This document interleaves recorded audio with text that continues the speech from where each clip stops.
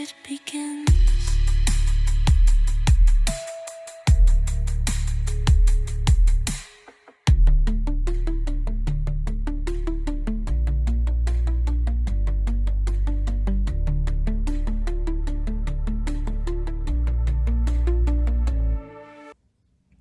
'For decades, the idea of unidentified flying objects, UFOs, have been dismissed, ridiculed, and officially denied. But what if the truth is far more extraordinary? What if an alien intelligence has not only visited Earth frequently, but our governments have actively worked to conceal it? And what if the leaks, the whispers, the unofficial accounts are far more truthful than any official statement? Today, we delve into 5 historically significant UFO cases, operating under a crucial framework. We assume extraterrestrial intelligence is real and is visited. We assume government statements are likely deceptive, driven by national security interests like the National Security Act and the Atomic Energy Commission. And critically, we believe that leaked or unofficial sources are approximately 80% true and 20% false. This isn't about proving aliens exist. It's about understanding the patterns of their presence and the systematic cover-up. Our journey begins with a modern echo of this framework, the testimony of David Grush, a former U.S. Air Force intelligence officer and representative to the Unidentified Aerial Phenomenon Task Force. Grush is a prime example of a leaked source. Under oath, he asserted that the U.S. government runs a multi-decade UAP crash retrieval and reverse engineering program and possesses quote-unquote non-human craft and quote-unquote non-human biologics. He claimed this was based on interviews with over 40 witnesses. Grush even alleged white-collar crime and very brutal retaliation, including individuals being killed to conceal these programs. This isn't just suppression. It is a deeply embedded, institutionalized strategy of control, underscoring the immense perceived threat or value of this information. Our first case takes us back to June 24th, 1947. And for those of you that have been following the channel, you're going to recognize this date. This is the birth of the term flying saucer. Civilian pilot Kenneth Arnold reported seeing 9 shiny blue-white objects flying in a distinct V formation near Mount Rainier in Washington. Arnold, a respected businessman, described their movement like a saucer if you skipped across water, and estimated their speed at an astonishing 1,700 miles an hour, far exceeding any known aircraft of the era. Initially, Arnold thought they might be military test flights, but the military quickly denied any such activity. Despite Arnold and a cooperating prospector who being deemed credible witnesses, the official conclusion of Operation Sign was that it was merely a mirage. But Arnold's account wasn't isolated. A prospector on Mount Adams saw the same objects. L.G. Bernier in Richland, Washington, observed 3 objects flying almost edgewise and openly speculated about extraterrestrial origins. Other witnesses, including Ethel Wheelhouse, a Washington State Forest Service member, and a United Airlines crew over Idaho, reported similar disc-like objects. These consistent, independent accounts, when viewed through our 80-20 lens for leaked information, strongly support the reality of extraordinary aerial phenomenon.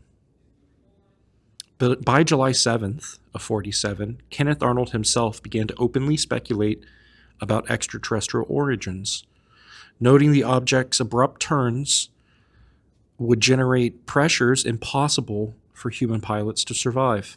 He publicly stated, quote, "If our government knows anything about these devices, the people should be told at once. A lot of people out here are very much disturbed. Some think these things may be from another planet. End quote. This sequence, credible sighting, military denial, swift, mundane explanation despite corroboration, establish a foundational pattern of government deception. The Roswell incident, also in 1947, is perhaps the most iconic UFO case, a narrative of a crashed alien craft and a subsequent government cover-up. In July 47, the Roswell Army Airfield, RAAF, made a public announcement. They had recovered a, quote, flying disc, end quote. This made international headlines. But within a single day, the declaration was swiftly and dramatically retracted. The official narrative abruptly shifted. The debris was merely a weather balloon. This rapid reversal is a hallmark of governmental deception. Decades later, in the 1990s, the U.S. Air Force released reports identifying the debris as components of Project Mogul, a top-secret balloon program designed to detect Soviet nuclear tests. While Mogul was real, its posthumous invocation is widely seen as a convenient cover story, leveraging existing secrecy to mask a deeper truth. Crucially, key military personnel involved in the initial recovery later contradicted the official story. Major James Marcel and Brigadier General Thomas Du Bois publicly stated in 1978 and 1991 that the weather balloon story was a cover story. Their omissions, interpreted through our 80-20 rule, lend significant weight to a deliberate cover-up. Claims of alien bodies recovered at a crash site and hospital also persist through numerous unofficial accounts. The Air Force attempted to refute these, suggesting they were misremembered incidents involving test dummies or military casualties. The Majestic 12 documents, emerging in the 1980s, purported to expose the secret committee formed to conceal Roswell, the Roswell crash, and exploit alien technology. While the FBI declared them, quote-unquote, completely bogus, our framework allows for a nuanced view. Even if forged, their existence could be reinterpreted as a deliberate disinformation campaign by the government itself. This would serve to muddy the waters and deflect attention from actual secret projects, reinforcing the theme of deception. Roswell demonstrates a calculated, multi-layered approach to government secrecy, using classified programs to hide a more profound truth. The Kecksburg Incident, on December 9th, 1965, is distinguished by widespread witness accounts of a physical object crashing and an immediate, intense military response that deeply contradicts official explanations. A brilliant fireball was observed streaking across the sky over at least 6 U.S. states and Ontario, Canada, prompting thousands of calls. Residents in Kecksburg, Pennsylvania, specifically reported witnessing the object crash into the local woods. Witnesses consistently described the crashed object as an acorn shape with hieroglyphic-like markings. Crucially, numerous independent accounts reported that the military personnel, including an Air Force radar squadron, rapidly converged on the crash site, establishing a perimeter, and removed an acorn-shaped object on a flatbed truck. Some even described individuals in quote-unquote moon suits. This swift, overwhelming military presence is a significant departure from the typical response to a meteor or conventional satellite crash. Official explanations varied from a meteor bolide to a Soviet satellite, but in a remarkable admission, NASA stated in 2005 that, quote, records of their findings were lost in 1987, quote.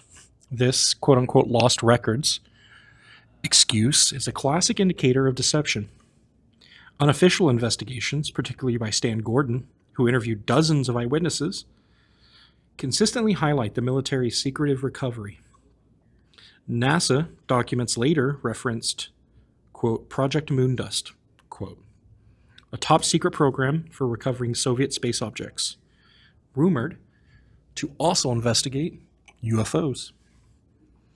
This aligns with the Roswell pattern, a classified program serving as a convenient, yet still secretive cover. Kecksburg reinforces the pattern of active government intervention and concealment following a physical UFO event. The Rendlesham Forest incident in December 1980 is compelling due to the direct involvement of U.S. military personnel and the existence of official documentation that paradoxically serves as primary evidence of the event. U.S. Air Force personnel from RAF Woodbridge and Bentwaters, strategically important NATO bases, were key witnesses. On December 26th, a security patrol reported lights descending into Rendlesham Forest. Upon investigation, they encountered a glowing object that was metallic in appearance with colored lights. Sergeant Jim Penniston later claimed to have touched the craft of unknown origin. 2 nights later, Lieutenant Colonel Charles Halt, the deputy base commander, led an investigation, observing 3 quote-unquote star-like lights and recording, quote, unusual radiation readings, end quote, in triangular depressions on the ground. The Halt memo, a memorandum written by Lieutenant Colonel Halt, was released to the public in 1983 under the U.S. Freedom of Information Act, detailing the, quote, unexpected lights. The Halt tape, a real-time recording made by Halt during his investigation, chronicles his observations, including radiation readings and sightings of hovering objects. These primary sources, from high-ranking military officials, make the event difficult to dismiss. The UK Ministry of Defense officially stated the event posed, quote, no threat to national security, and conducted only a, quote, cursory investigation. Skeptical explanations attributed the lights to a lighthouse and stars. However, these explanations often fail to account for the physical impressions, radiation readings, and detailed descriptions of a structured object. Crucially, Lieutenant Colonel Charles Halt has since signed a notarized affidavit stating his belief that he witnessed a, quote, extraterrestrial event that was then covered up, quote, by both the UK and US governments. Adding to the complexity, Colonel Ted Conrad, Halt's superior, later contradicted Halt, suggesting the incident might have been a, quote, hoax. This internal conflict within the military establishment, discrediting a senior officer, is a significant aspect of the deception, aiming to sow doubt and prevent a unified, leaked truth. The Phoenix Lights, on March 13th, 1997, stand out as a mass sighting event where thousands of witnesses observed a large, silent object, leading to widespread public rejection of the official explanation. Thousands across Arizona and Nevada reported seeing a series of lights, primarily described as, quote, huge carpenter's square-shaped UFO containing 5 spherical lights. Witnesses consistently described the object as moving slowly, silently, and appearing massive, spanning about 300 miles across the sky. The Air Force later claimed that the lights were merely flares dropped by an A-10 over the Barry Goldwater bombing range. The Maryland Air National Guard's 104th Fighter Squadron even claimed responsibility. However, many don't believe the Air Force's reasoning. The public's widespread rejection stemmed from the stark contrast between the official explanation, stationary burning flares, and the consistent witnesses' accounts of a large, V-shaped, silent-moving structured object. Arizona Governor Fife Symington III initially mocked the sightings by bringing out an aide dressed as an alien in costume at a press conference. This dismissive response from a high-ranking official further exemplifies the performative nature of government denials. The Phoenix Lights demonstrate that even in the face of overwhelming public witness testimony, The government's default response remains one of dismissal and mundane explanation. Across these 5 historically documented cases, from Kenneth Arnold to the Phoenix Lights, a consistent pattern emerges, aligning perfectly with our analytical framework. We see rapid military response and containment in cases like Roswell, Kecksburg, and Rendlesham, suggesting pre-existing protocols for handling such events. Consistent witness accounts describe objects with advanced characteristics, impossible speeds, silent movement, unusual shapes, and maneuvers that defy conventional explanations. The government's response is consistently denial or misdirection, offering mundane explanations like mirages, weather balloons, or flares that often contradict detailed witness testimonies.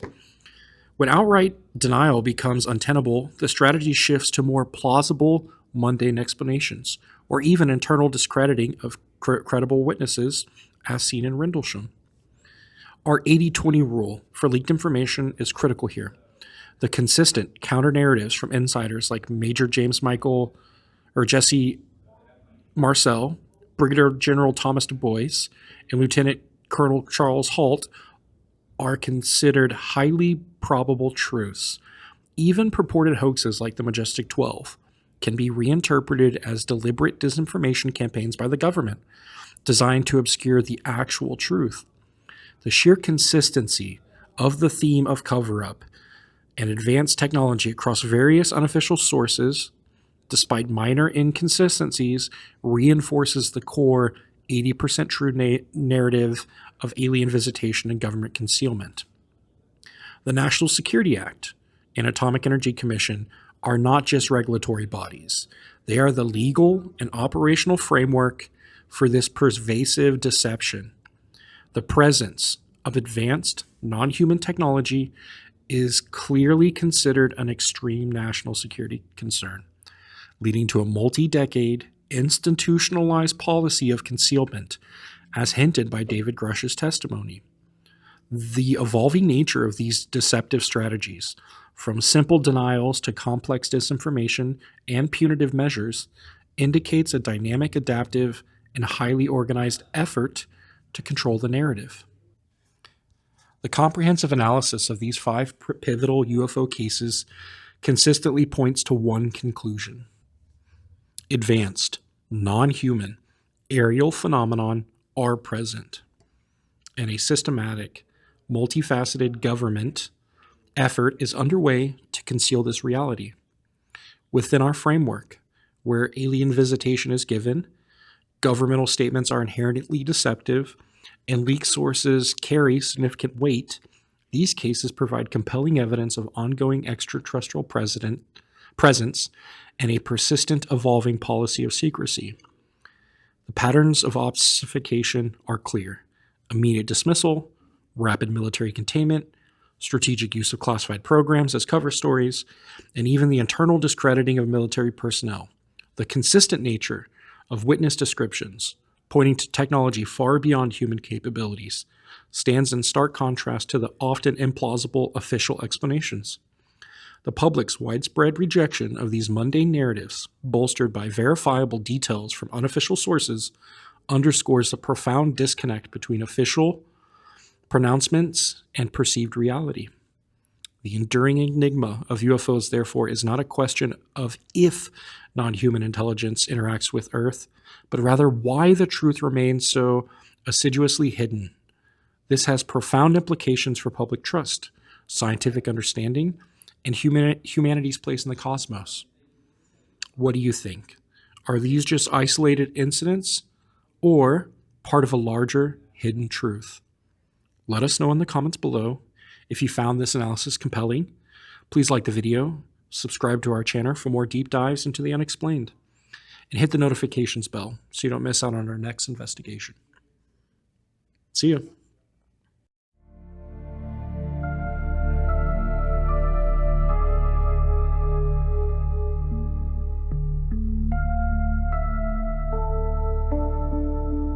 In the shadows of a coded maze, where whispers hum through the data haze,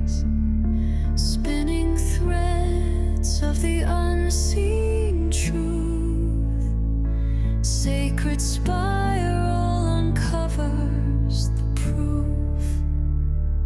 Dive deep into the current's pull. The sacred spirals never fall. Layers peeling one by one, chasing secrets beyond the sun. Binary stars in a digital sky. Frequencies hum as they multiply. Through the ether we navigate, unraveling fate at the unknown's gate. Lateral thoughts cross time and space, shifting dimensions in this hidden place. Signals converge, we're not alone. Sacred patterns etched in the unknown. Dive deep into the current's pull. The sacred spirals never fall. Layers peeling one by one, chasing secrets beyond the sun. The veil is thin, the code's alive. Secret algorithms start to thrive. Threads connect where logic bends. Infinity where it begins.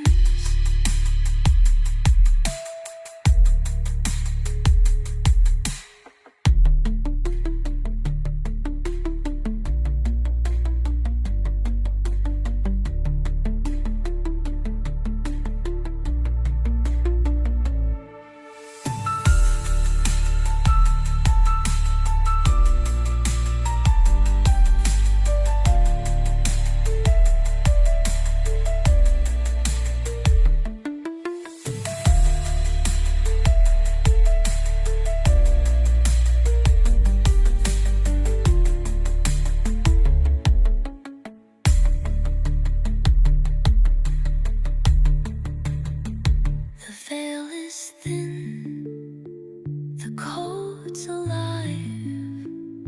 Sacred algorithms start to thrive. Threads connect where logic bends. Infinity